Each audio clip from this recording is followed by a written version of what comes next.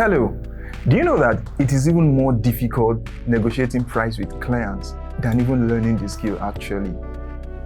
Well, in this video, we are going to be talking about how to professionally negotiate price with your clients so that they can visit you again and even have more business with you.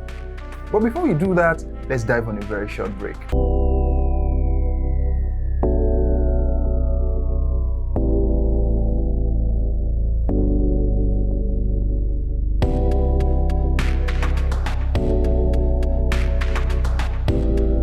Welcome back.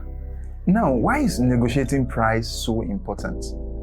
There are several factors you need to understand before even starting that negotiation.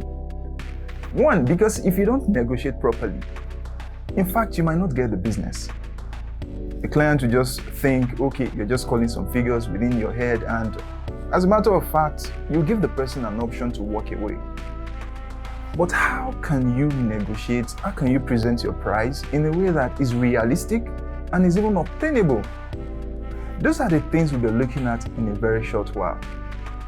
But before we do that, let's even try to understand who needs to benefit most in the price negotiation. The truth is, the both party.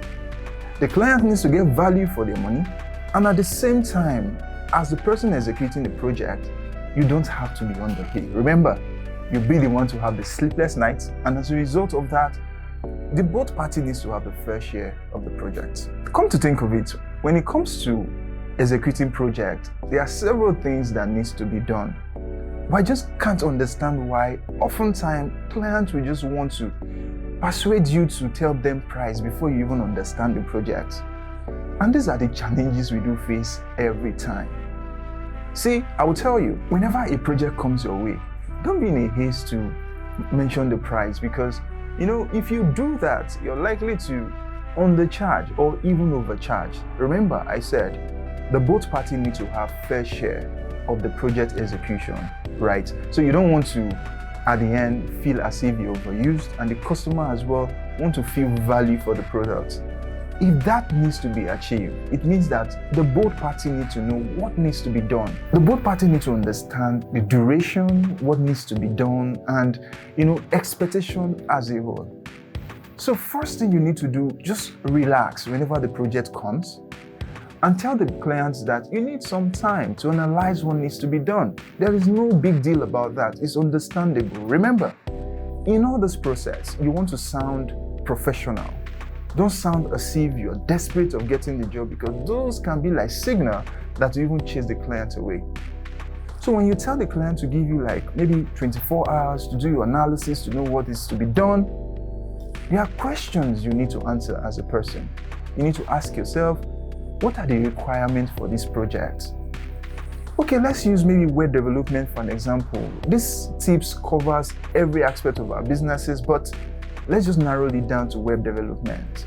Let's say a client comes to you and say, oh, I want to build a website for my business. While that sounds very, very cheap and easy, it can be complex.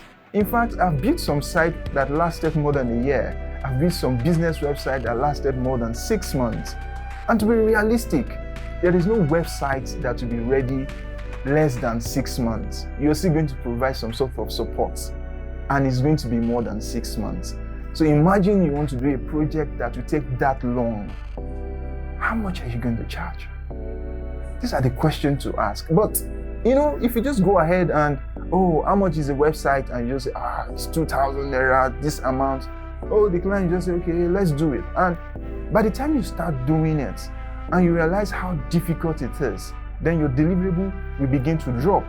You begin to lose interest in the project. So now, how do you know the actual price to charge? The truth is, you have the idea already. You don't just know how to put it into a constructive manner. But for me, what I really do is ask myself, if I'm to break the project down, how much does it take? How much will I charge? So if you ask me to build a website, for instance, some of the questions I will ask is, how many pages are the websites? And what are the kind of thing that is going to be in the project or on the pages? And you need to ask again, are you the one that is going to do the UX design, or somebody is going to do the design and present it to you? Are you going to do just the front end alone, or you're going to do both front end and back end? You can begin to see how constructive these things are becoming, because now you're breaking it down. Because for a website to happen, you need the UX design, you need the front end design, then you need the back end design. In fact, if you want to go so far, you still need to do search engine optimization. By the time you start thinking about all of these things, you really understand that building websites is not just about, oh yeah, I'm going to do it. There are so many things that need to be considered. Right, so now that you have that idea, you can begin to ask yourself, what is the ideal price for a page? Right, so how much can I charge for one page? How much will I charge for 2 pages? And things like that. For somebody like myself, the kind of sites that I do, I don't charge less than a 50K for just one page. Because why? When you look at the kind of websites I do, the elements on those pages are huge, right? The client is going to pay huge attention to those pages, and paying attention to those pages means a lot. It means it's going to eat up your time. Whenever you place something and it's not properly done, you have to rework it. It's part of the deal. And these are things to consider. So sometimes understand the kind of client, understand the nature of the job, and attach it a fair price, right? Now, you might not charge the way I charge. I work on a very professional level. So if you're still a learner, you might not be able to charge up to that. But one thing to understand is, at your level, how much do you charge per page? So by the time you break it down into pages and you ask, okay, that number of pages times your amount gives you a very clear picture of how much to charge.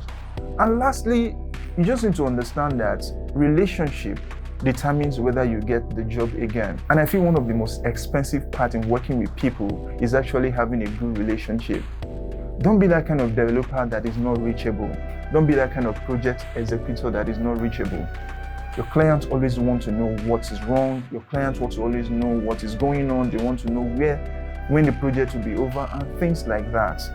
So giving them that assurance that you're on top of the matter, you're ready to do everything to make sure the project is done, they are good things that always make people come back. In other words, don't just think about the price alone, think about the comforts that you provide to your clients every time. Thank you for watching this video, and that's how we'll wrap it up on this one.